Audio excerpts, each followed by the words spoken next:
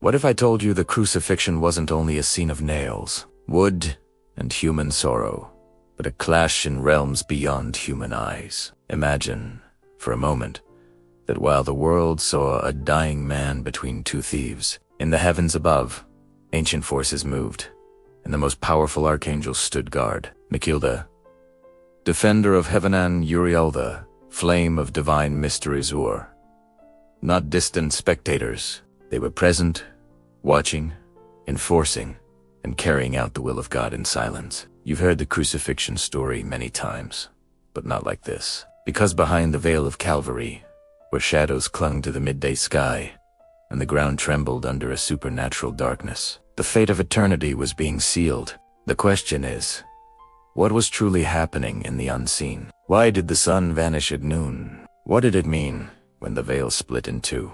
And what role did these archangels play while the Son of God poured out his final breath? From the ground, Golgotha looked ordinary dusty soil, Roman soldiers mocking, a crowd jeering, and a broken man nailed to wood. But above that hill, beyond the reach of mortal sight, there was war. The skies went black, not from clouds, but because the spirit world was shaken. Lucifer, the fallen prince, believed he had triumphed. Since Eden, he had hunted this moment, waiting for the prophecy of the seed of the woman to collapse in defeat. And there it was, the seed, bleeding, fragile, surrounded by hate. But what Satan mistook for weakness was the greatest strategy the universe had ever seen. Michael Rydian, in armor of living flame, sword etched with the names of God, stood like a sentinel. His power was restrained, his grip unyielding, waiting for a command. Uriel, glowing like a furnace of divine light, eyes burning with revelation, focused not on the soldiers or the crowd, but on the Lamb himself. Both angels knew what men could not. This death was no accident. It was the plan. At the cross, Jesus was not defeated, he was orchestrating victory. Though he could have summoned legions of angels or burned Rome in an instant, it chose his silence, and that silence echoed louder than thunder in the spirit realm. Every demon sensed it. Every principality trembled, because restrained power is more terrifying than unleashed fury. When Jesus cried, "My God, why have you forsaken me?" it wasn't weakness, it was a signal. That cry cut through every dimension, shaking the unseen with a summons no angel could ignore. Michael Brost, Uriel, burned brighter, and heaven aligned to his command. The order was not shouted but whispered across eternity. Asterisk, hold the line.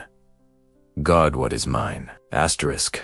And instantly the unseen armies stood ready. Michael's role was to enforce divine law. As the sins of humanity were transferred onto Christ, Michael guarded the transaction. No demon, no accuser, no ancient principality was permitted to tamper with it. His sword drew a boundary between the Lamb and the forces of hell, ensuring that the covenant written in blood would remain unbroken.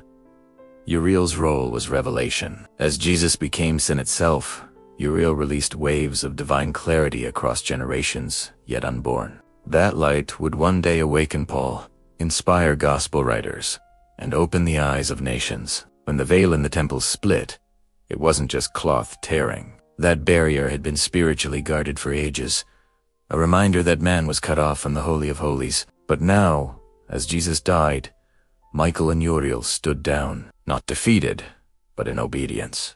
The separation was gone. The Lamb had become the bridge, but the story didn't end on the cross. As men mourned, Jesus descended into Sheol, the realm of the dead. He walked through its gates, not as a prisoner but as a king. Michael followed, sword ready to enforce heaven's right. Uriel illuminated the abyss, unveiling mysteries locked away since the dawn of time. The dead stirred. The righteous who had long awaited the promise saw the Lamb and rose with hope. Abraham, Moses, David all witnessed the fulfillment. When Jesus stretched out his hand, the keys of death and Hades came into it. Lucifer could not resist. No demon dared speak. Michael confirmed the transfer lawful, eternal, unstoppable. Uriel sealed the revelation into time itself, ensuring the power of that moment would echo forever. Resurrection did not begin at the tomb. It began in the depths of Sheol, when chains shattered and captives were set free. When Michael stood guard and Uriel ignited destiny, the Son of God conquered death from within. And when he rose 3 days later, it was not only for himself, but for every soul bound in darkness. So now we see Calvary differently.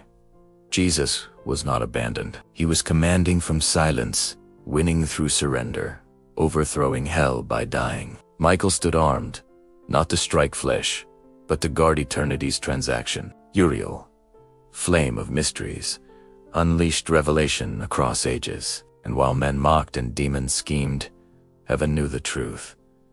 This was not defeat. This was strategy. This was the King reclaiming what was lost. And when Jesus declared, "It is finished," Michael raised his sword. Uriel closed the scroll, and eternity shifted forever. That means even in your darkest moment, when it looks like you are broken and alone, heaven is still moving. Angels are still guarding. Light is still shining, because sometimes the loudest victory comes through silence, and the greatest strength through surrender. This is what truly happened at the cross. Not just death, but the invasion of death itself. Not just sacrifice, but strategy. Not just defeat, but eternal triumph. Michael knew it. Uriel, so italiano. And now you know it too.